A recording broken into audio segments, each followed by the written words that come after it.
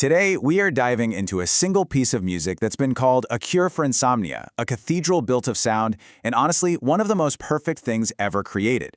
We're talking about Bach's Goldberg Variations. Let's find out what all the hype is about. You know that feeling, right? Staring at the ceiling at 3 in the morning, just wishing you could fall asleep? Well, what if the ultimate cure wasn't some pill, but a piece of music written almost 300 years ago?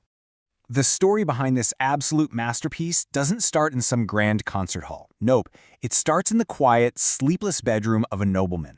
It's a story that makes this incredibly complex music feel surprisingly human.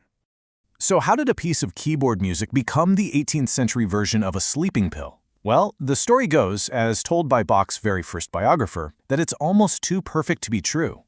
So here's our cast of characters. You've got the sleepless Count Kieserling, his teenage whiz-kid harpsichordist Johann Goldberg, and of course, the master himself, Bach. The Count's request was pretty simple. He just wanted some pieces that were, so gentle and somewhat merry that they might cheer him up during those long nights.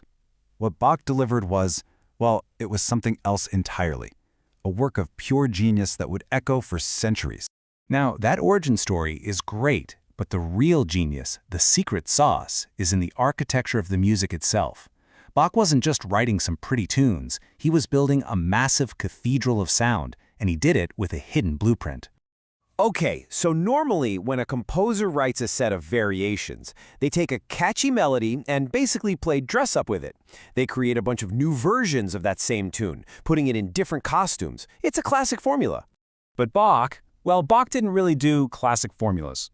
Instead of just taking the beautiful melody of his opening piece, the aria, and messing with it, he did something way more radical.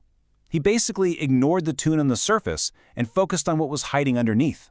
So get this, for the entire 70-minute journey, you're not actually hearing variations on a tune. You're hearing variations on a harmonic foundation, the bass line. This structure is brilliant because it gives him incredible freedom to create variety while everything is still deeply connected. It's like building 30 totally different houses, but all on the exact same plot of land. And if that baseline is the foundation, then the number 3, well, that's the architectural plan. Bach was a master of patterns and symmetry, and he organized this massive work with this almost mathematical elegance. This rule of 3 is the key that unlocks the whole thing. Every third variation is a canon, which is like a complex musical puzzle, where one melody chases another. And with each canon, the puzzle gets even harder. In between these brainy puzzles, Bach gives us a lively dance-like piece and a flashy, virtuosic showpiece.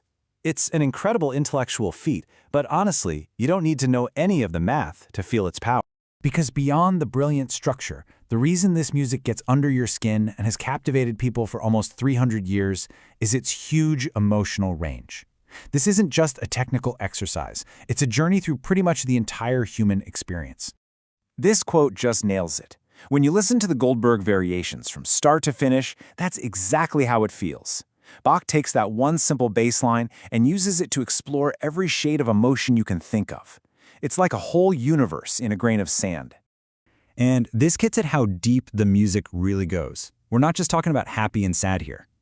Variation 25, which people call the Black Pearl, is a moment of such intense, heartbreaking beauty that it feels like time just stops.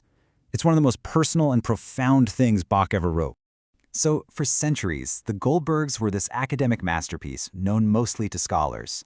How in the world did they become one of the most famous classical pieces ever, showing up in everything from artsy films to Hollywood blockbusters like The Silence of the Lambs?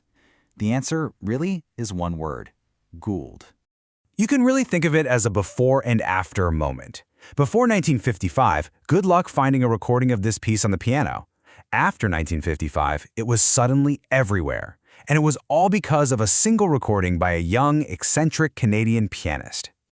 Gould's 1955 debut album was like a lightning strike. His playing was crazy fast, crystal clear, and totally different from anything anyone had heard before. He didn't treat the piece like some delicate museum artifact, he played it like a thrilling, modern work of art.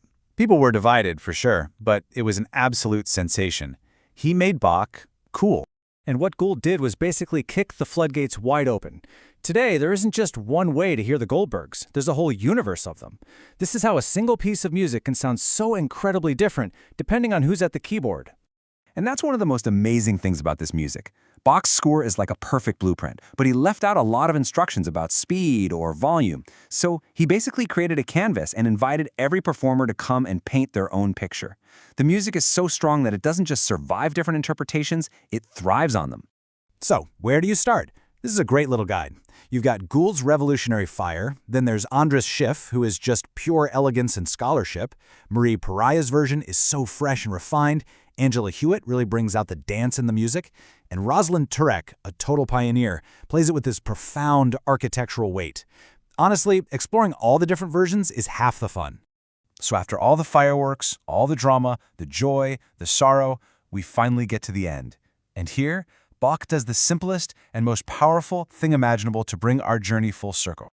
The final track isn't some huge virtuosic explosion.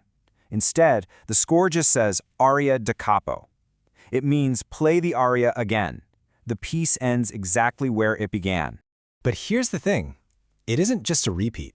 After the journey we've been on through 30 completely different worlds, hearing that original, simple aria again is one of the most moving experiences in all of music. The notes are the same, but you, the listener, have changed. It feels like a homecoming, a moment of peace that says you can travel the entire universe and still find your way back, but you'll be transformed by the journey. You know, Bach once said he wrote this music for the soul's delight of music lovers. It was meant as a gift. So whether you're looking for a cure for insomnia or just a journey into one of the greatest creative minds in history, the Goldberg Variations are waiting for you. Go have a listen.